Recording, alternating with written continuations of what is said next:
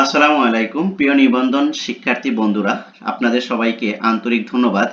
সুখবর দিল কিন্তু 18তম শিক্ষক নিবন্ধনধারী যারা রয়েছেন, ঠিক আছে, অর্থাৎ 18তম শিক্ষক নিবন্ধনে যারা বঞ্চিত হয়েছেন তাদের জন্য কিন্তু সুখবর দিচ্ছে এনটিআরসি কর্তৃপক্ষ। অলরেডি এদিকে একটু তাকান, এখানে তাকাইলেই বুঝতে পারবেন যে 18তম নিবন্ধনের সুপারিশ বঞ্চিতদের জন্য সুখবর দিলেন এনটিআরসির চেয়ারম্যান। ওকে, কি সুখবর দিলেন সেটা আমরা ধাপে ধাপে আলোচনা করব। যারা 18তম নিবন্ধনে যারা সুপারিশ থেকে বঞ্চিত হয়েছেন তাদের জন্য এটা একটা গ্রেট সুযোগ আমি মনে করি। কি সেই গ্রেট সুযোগ সেটা আমরা ধাপে ধাপে আলোচনা করব। একটু ধৈর্য সহকারে দেখুন, তাহলে বুঝতে পারবেন যে এনটিআরসি 18তমদের জন্য কতটা সুযোগ দিচ্ছে। ঠিক আছে, 18তমদের জন্য কিন্তু অলরেডি ডাবল ফ্যাসিলিটি দিয়ে রেখেছে, তারপরেও কিন্তু আবার তাদের জন্য সুযোগ আসছে। মানে কি বলবো আমরা, যে আসলে যাদের মানে ভাগ্য ভালো হয় তারা সব দিক দিয়েই আল্লাহর অফুরন্ত নিয়ামত পেয়ে থাকে। ঠিক আছে, তাই আমরা আসলে সেটা বলছি না যে তাদের প্রতি আমরা জিলাস ফিল করছি, তা না। তবে 18তম যারা পরীক্ষার্থী ছিলেন তাদের জন্য শুভ কামনা, এবং যারা সুপারিশ থেকে বঞ্চিত হয়েছিলেন তাদের জন্য সুখবর। সেটা হলো যে আপনাদেরকে আবার নিয়োগ দেওয়ার কি করা হচ্ছে, কার্যক্রম হচ্ছে আপনাদের জন্য। দেখেন, বেসরকারি শিক্ষক নিবন্ধন প্রত্যয়ন কর্তৃপক্ষ এনটিআরসির চেয়ারম্যান আমিনুল ইসলাম বলেছেন যে এক সংবাদ বিজ্ঞপ্তিতে তিনি বলেন 18তম নিবন্ধনে সুপারিশ বঞ্চিত যারা হয়েছিলেন তাদের জন্য সুখবর রয়েছে। তিনি কি বলেছেন? তিনি বলেছেন যে এই নিবন্ধনে প্রাপ্ত প্রার্থীরা শুধুমাত্র বঞ্চিত নন, বরং অতিরিক্ত সুবিধাও পাচ্ছেন।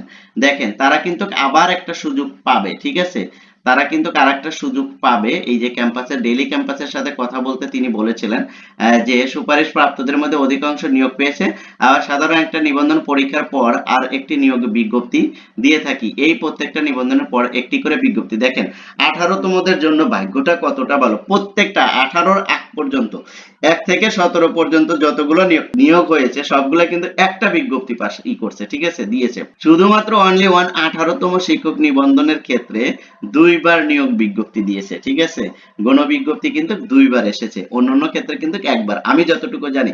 আর যদি এর আগে যদি দুই একবার এসে থাকে তাহলে অবশ্যই আপনারা কমেন্ট সেকশনে জানাবেন। ঠিক আছে, তাহলে কি দেখেন, 18তমতে যারা দিব তারা দুইবার গণবিজ্ঞপ্তি পেল কি। ঠিক আছে, তাহলে তাদের ফ্যাসিলিটিটা কিন্তু ডাবল পেয়ে গেল। সেই হিসাবে কিন্তু 19তম বা তার পরবর্তীতে যারা দিবে তারা কিন্তু আর এই সুযোগটা পাবে না।